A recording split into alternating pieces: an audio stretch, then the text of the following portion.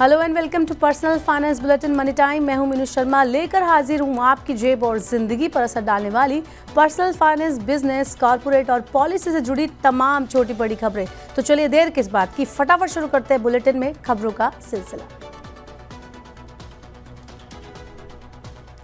Medical service देने वाली company सुरक्षा डायग्नोस्टिक लिमिटेड का आईपीओ इस हफ्ते 29 नवंबर को आने वाला है। 3 दिसंबर तक निवेशक इसके लिए बिड कर सकेंगे। 6 दिसंबर को इसकी लिस्टिंग होगी। आईपीओ का प्राइस बैंड 420 से 441 रुपये प्रति शेयर फिक्स किया गया है। इसके एक लॉट में 34 शेयर होंगे, जिसके लिए 14,994 रुपये निवेश करने होंगे। कंपनी इस आईपीओ के जरिए 846.25 करोड़ रुपए जुटाना चाह रही है, जो पूरी तरह से ऑफर फॉर सेल होगा और शायद इसी वजह से इसका ग्रे मार्केट प्रीमियम फ्लैट है, मतलब कोई भी प्रीमियम मिलता फिलहाल नहीं दिख रहा। काम की बात करें तो देश भर में अपने बड़े ऑपरेशनल नेटवर्क से कंपनी पैथोलॉजी और रेडियोलॉजी सर्विस के लिए इंटीग्रेट सॉल्यूशन प्रदान करती है। इसी के साथ ही कंपनी पेशेंट को ऑनलाइन और ऑफलाइन मेडिकल कंसल्टेशन भी प्रदान करती है।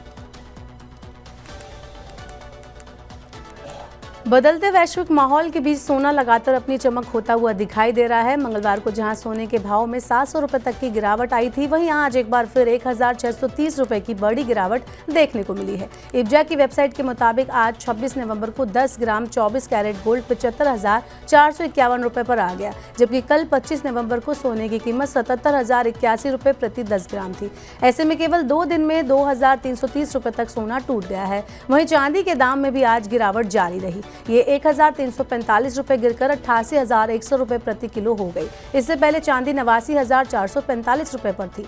बता दें कि साल के पहले 6 महीने में सोने ने 23% तक का रिटर्न दिया है, लेकिन नवंबर में लगातार सोना और चांदी कमजोर हो रहे हैं। विदेश से भारत घूमने आ रहे ट्रैवलर्स के लिए पेमेंट सर्विस को ऑनलाइन ट्रैवल कंपनी मेक माई ट्रिप ने आसान बना दिया है। करीब 150 देशों के लोगों के लिए एमएमटी ने मल्टी करेंसी पेमेंट ऑप्शन देना शुरू किया है। मतलब मेक माई ट्रिप से भारत में ट्रैवल और होटल स्टे जैसी बुकिंग करा रहे विदेशी टूरिस्ट अपने अपने देश की करेंसी में पेमेंट कर पाएंगे।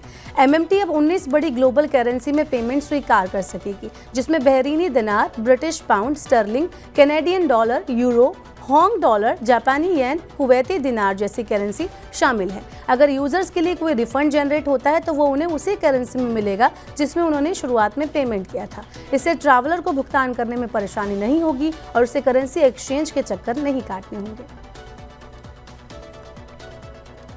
यूपीआई 123 पे का इस्तेमाल करने वालों के लिए एक बढ़िया खबर है। अब यूजर्स 5,000 रुपये नहीं बल्कि 10,000 रुपये तक का पेमेंट कर सकेंगे। आरबीआई ने ट्रांजैक्शन लिमिट को 5 से बढ़ाकर 10,000 रुपये कर दिया है। सभी बैंकों को इसे लागू करने के लिए 1 जनवरी 2025 तक का समय दिया गया है। यूपीआई 123 पे को जो लोग नहीं जानते हैं उनको बता दें कि इसे ग्रामीण एवं छोटे शहरों के लोगों के लिए सुविधा पेश की गई है। ये सुविधा फीचर फोन पर मिलती है। 123 पे की मदद से बिना इंटरनेट के भी IVR, missed call, OEM apps के जरिए किसी को भी डिजिटल पेमेंट की जा सकती है। अब लिमिट बढ़ाने से बड़े पेमेंट हो सकेंगे, जिससे स्थानीय बाजारों, खासकर कृषि एवं रिटेल सेक्टर को बढ़ावा मिलेगा, जहां अभी भी अधिकतर पेमेंट कैश में ही होते हैं।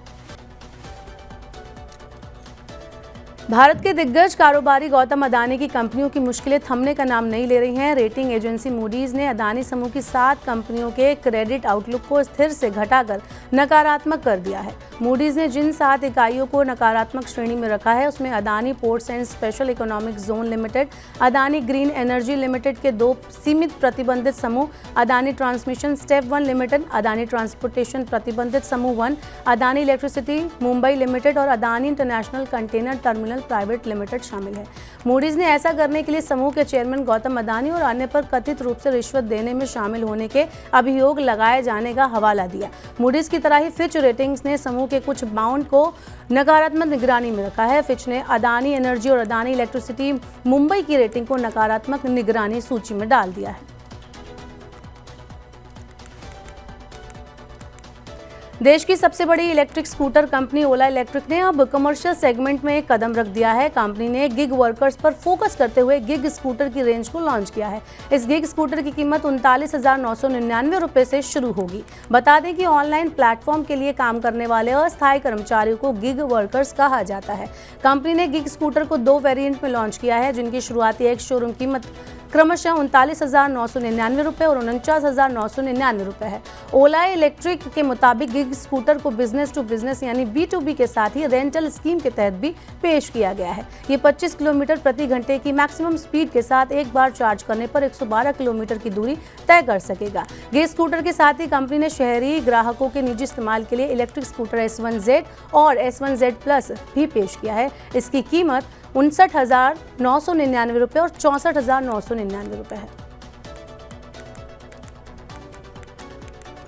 देश की प्रमुख automobile company Hyundai motor India limited को 5 करोड़ रुपए से ज्यादा का टैक्स नोटिस मिला है। कंपनी को फाइनेंशियल ईयर 2020-21 के इनपुट टैक्स क्रेडिट क्लेम्स में गड़बड़ियों के लिए महाराष्ट्र स्टेट टैक्स अथॉरिटी ने ये शो कॉज नोटिस यानी कि कारण बताओ नोटिस भेजा है। नोटिस के अनुसार टैक्स अथॉरिटी ने आरोप लगाया है कि कंपनी ने टैक्स पेमेंट नहीं किया। इस वजह से कंपनी को 2.74 करोड़ रुपए का टोटल डिमांड नोटिस भेजा गया। इसके अलावा कंपनी को 2.27 करोड़ रुपए का इंटरेस्ट पेमेंट भी करना होगा। हुंडई मोटर इंडिया ने सेबी रेगुलेशन 2015 की धारा 30 के तहत NSE और BSE को दी गई सूचना में स्पष्ट किया है कि कंपनी निर्धारित समय सीमा के भीतर नोटिस का जवाब देगी। हालांकि हुंडई मोटर इंडिया ने कहा है कि इस नोटिस का कंपनी की फाइनेंशियल, ऑपरेशनल और अदर एक्टिविटीज पर कोई असर नहीं पड़ेगा। दुनिया के प्रमुख बाजारों के कमजोर रुख के बीच मंगलवार को भारतीय बाजार भी दबाव में दिखे। इसी के साथ ही सेंसेक्स और निफ्टी में 2 दिन से जारी तेजी थम गई। आज के उतार चढ़ाव भरे कारोबार में सेंसेक्स 105.79 अंक गिरकर 80,004 अंक पर बंद हुआ। दिन के कारोबार के दौरान ये 311 अंक गिरकर 79,798 अंक पर आ गया था। हालांकि बाद में बाजार में थोड़ा सुधार दिखाई दिया। वहीं नेशनल स्टॉक एक्सचेंज का निफ्टी 27 अंक गिरकर 24,194 अंक पर बंद हुआ। जानकारों के अनुसार अमेरिका के नवनिर्वाचित राष्ट्रपति डोनाल्ड ट्रंप की मैक्सिको, कनाडा और चीन के खिलाफ ट्रेड वॉर से जुड़ी धमकियों के चलते बाजार के सेंटीमेंट प्रभावित हुए हैं। आज के बाजार की बात करें तो सेंसेक्स के शेयरों में UltraTech cement, Adani port, Sun Pharma, NTPC, Tata Motors, Mahindra and Mahindra, Larsen and Toubro और पावर ग्रिड में बड़ी गिरावट देखने को मिली। वहीं aviation paints, Infosys, JSW steel, Tata Consultancy Service और रिलायंस इंडस्ट्रीज मजबूती के साथ बंद हुए। दिल्ली हाईकोर्ट ने अनिल अंबानी को बड़ी राहत देते हुए solar energy corporation of India यानी कि सेकी के उस फैसले पर रोक लगा दी है जिसमें अनिल अंबानी समूह की कंपनी रिलायंस पावर लिमिटेड को 3 साल के लिए नीलामी में भाग लेने से प्रतिबंधित किया गया था। इस महीने की शुरुआत में सेकी ने रिलायंस पावर और इसकी सहायक इकाइयों को 3 साल के लिए नीलामी में भाग लेने से रोका था। हाल ही में बैटरी स्टोरेज कॉन्ट्रैक्ट के लिए अपनी बोली का समर्थन करने के लिए फर्जी बैंक गारंटी जमा करने के आरोप के कारण ये रोक लगाई गई थी। दिल्ली हाईकोर्ट ने आज अपनी सुनवाई में रिलायंस NUBESS लिमिटेड को छोड़कर इनकी सभी सब्सिडरी के खिलाफ सेकी के प्रतिबंध पर रोक लगा दी है। और आखिरी खबर भारतीय रुपए को लेकर है। अमेरिकी डॉलर के मुकाबले मंगलवार को भारतीय रुपया एक बार फिर टूट गया। आज के कारोबार में रुपया 3 पैसे की गिरावट के साथ 84.32 प्रति डॉलर पर बंद हुआ। अमेरिका के नए राष्ट्रपति डोनाल्ड ट्रंप के टैरिफ प्लान के चलते डॉलर में मजबूती दर्ज की गई। विदेशी मुद्रा कारोबारियों के मुताबिक वैश्विक अनिश्चितता के कारण निवेशक जोखिम लेने से बच रहे हैं। इसके अलावा कारोबारी आगे के संकेतों के लिए फेडरल ओपन मार्केट कमेटी की बैठक के ब्यौरे का इंतजार कर रहे हैं। इससे पहले मंगलवार सुबह विदेशी मुद्रा विनिमय बाजार में रुपया अमेरिकी डॉलर के मुकाबले 84.27 प्रति डॉलर पर खुला। कारोबार के दौरान ये 84.22 रुपये के उच्च स्तर और 84.35 रुपये के प्रति डॉलर के दिन के निचले स्तर तक जाने के बाद आखिर में 84.32 रुपये प्रति डॉलर पर सेटल हुआ। सोमवार को रुपया डॉलर के मुकाबले 12 पैसे की तेजी के साथ 84.29 प्रति डॉलर पर बंद हुआ। तो फिलहाल के लिए ये थी मनी टाइम में आज की तमाम बड़ी खबरें। वक्त हो गया आपसे विदा लेने का। अब आपसे होगी कल मुलाकात। पर्सनल फाइनेंस से जुड़ी खबरों को पढ़ने, सुनने, उनसे जुड़े खास कार्यक्रमों को देखने के लिए आप मनी 9 के YouTube चैनल को जरूर सब्सक्राइब कर लें। साथ ही आज का हमारा मनी 9 कैसा लगा आप हमें कमेंट बॉक्स में अपना फीडबैक भी दे सकते हैं। फिलहाल के लिए इस बुलेटिन में इतना ही। बने रहिए मनी 9 के साथ। नमस्कार, शुभ रात्रि।